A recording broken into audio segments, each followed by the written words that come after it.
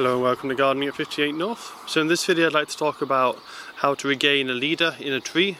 So most trees should have a leading shoot. Now it does depend on the type of tree. Not all trees will have it, and some will have it to varying degrees. So for example, many of the conifers such as fir trees and spruce, they have a very strong leading shoot, and it's very important that they keep theirs, otherwise they grow a very untidy, unnatural habit. In other trees it's slightly less obvious. But this one here is a silver birch, and we live in a very windy part of the world here, so the tops of the trees often break off. And the problem with that is instead of having a nice clean stem, the top breaks off, there's multiple leaders, then there isn't one shoot that grows strongly, and you just end up with a thicket. So you can see this is a tree, but it really does look quite a lot like a bush. It's a really thicketed mess. You can see it has a very flat top because of that. There isn't a single leader. A lot of the side branches are coming up. So this happens for various reasons. The main one is damage though to the leading shoot. And what happens is the shoot that's at the top of the tree, it produces a lot of hormones that then travel down the branches. These hormones suppress any of the branches lower down, and they just slow down their growth. And so it allows the leader branch to always be the fastest growing and become the tallest. So once that leading shoot has been damaged, those hormones are no longer traveling through the tree. You'll get the lower down branches growing faster, and basically all the branches will grow at a similar rate if they're similar height. And that leads to something like this, where you can see the branches come out really branched, even some of these lower down ones. So you can see, for example, this one here is quite low down, and it actually comes up, and it's one of the highest branches on the tree, which isn't very natural. It's not what it should look like. So that's one of the issues, is if you have the leader taken off, the hormone doesn't come through, and you end up with a very weird branch tree, and you end up with multiple leaders. And that can cause issues later on with damage to the tree when you have storms. So it's best to reduce that and bring back a single leader. So in this video I'm going to talk about how to do that, when to do it, and what you should expect once you've cut it. So what you want to do is choose a branch that's going to become the new leader. Now it needs to be as straight and in line with the original trunk as possible. If I was to make this one here the new leader, the whole tree would go off to the side. If I wanted a weird, unusual tree, then maybe I would do that, but you want to really keep it straight in the original trunk and have it much more natural. So for the leader, I'm actually going to have to use one of these ones right at the top. Even though it's not one of the tallest branches, I'm actually going to have to use probably that one up there. It's kind of hard to show because it's quite high up, but this one here will have to become the leader. And the only way to make that one the leader is to have that the highest shoot on the plant. So what I need to do is prune back all these other branches to bring them lower down and just have that one clearly at the top.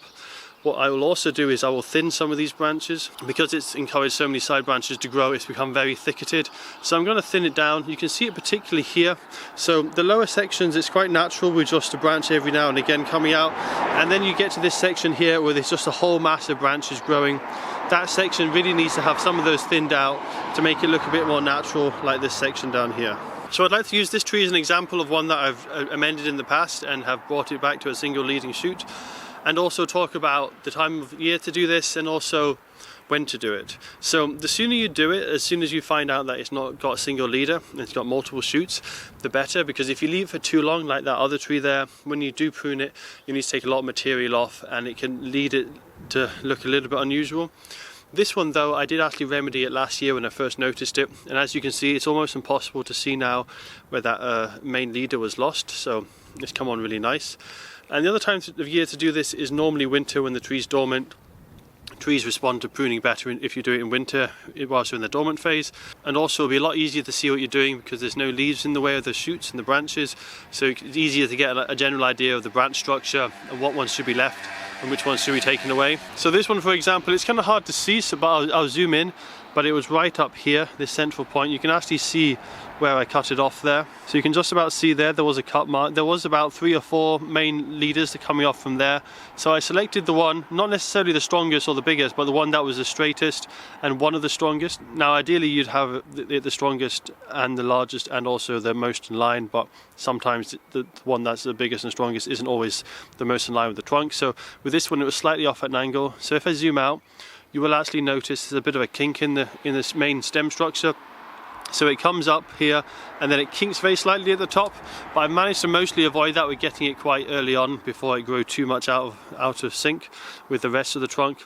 So if you can get it early on, you can cut it like that and you can get a nice single leader And if I've got any pictures from previous years, I'll show you what it looked like with a multiple leader and how now with a single leader it looks quite nice. And once it's got that main leader reaffirmed again as the tallest shoot, that will just naturally stay as a leading shoot now, and you don't need to worry about any further pruning. As long as that doesn't get damaged, that will just remain as a leader, and it will suppress all the branches lower down, and it should just grow naturally into the shape that that tree should normally grow in. So when it comes to pruning down the lower branches, what you need to bear in mind is when you prune it, not to leave it in just a sudden stop to the branch.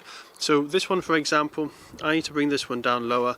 If I was just to cut it off here and there was no major branch next to it where it was cut, the problem is it would actually do the same as having a leader lost on the other part of the tree. So this side branch would lose its main leading point, and all these lower down branches would get really thick, and you just get a congested mess, or would even start looking a bit like a hedge.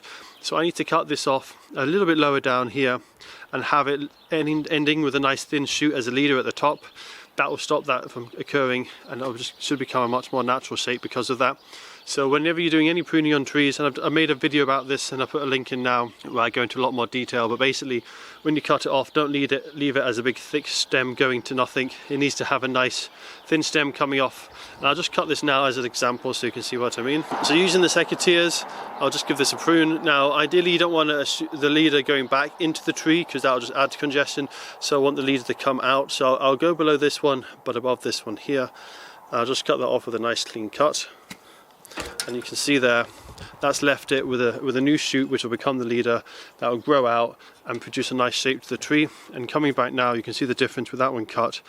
You haven't got that large one coming up to the top. So I'm just going to work my way along this tree now and reduce the congestion, reduce all these side leaders, and just get it back to a nice leading shoot. So that's been carried out all the pruning to get the apical dominance back on the tree, so it's got that one shoot at the top. You can see I've taken off quite a lot from the sides and I've shortened a lot of the branches as well. I'm just trying to focus a lot of the growth back up into that top shoot. So taking off all these lower down shoots that were about the same height as the middle shoot, what I've done is I've taken them lower, so that, as I said before, the point at the highest section of the trees should now have the dominance over the other shoots. Basically, the higher the shoot, the less hormone reaching it from the other shoots, and so it won't be suppressed and it should grow much stronger now. I've also thinned it out quite a bit, taking out a lot of the branches that were crossing over or in the way. And I did also, although it's not anything to do with the getting the dominant central leader again, what I have also done is taken off a lot of the lower shoots at the very base. With silver birds, it's often a good idea to remove the lowest shoots, because what happens is if you leave them, you tend to get these big kind of brown sections, or they look like branch scars, as you can see here, and you don't get as much nice white bark. And if I show you a section up here where there's less branches, you can see there's lots of nice white bark there. So if you want a really clear stem on your birch tree with lots of white bark and less scars, what you do is you take off the branches before they get too thick, and that means you have a nice scarless trunk with really nice white bark. So as this comes into growth in spring, what we should notice is there should be a lot stronger growth at the top, and that should take off as a new leader as long as it's not any major damage from wind. And if there is any other side shoots which start to get a little bit too strong and start looking like they're going to try and become a new leader, I will give them a trim around about probably early summertime, just to keep them in check, make sure the one at the top is the strongest growing plant. As you can see, one of the stems I took off was quite thick, this one down here, so there's a chance that some of these other ones that are quite thick might grow a little bit stronger than the top one.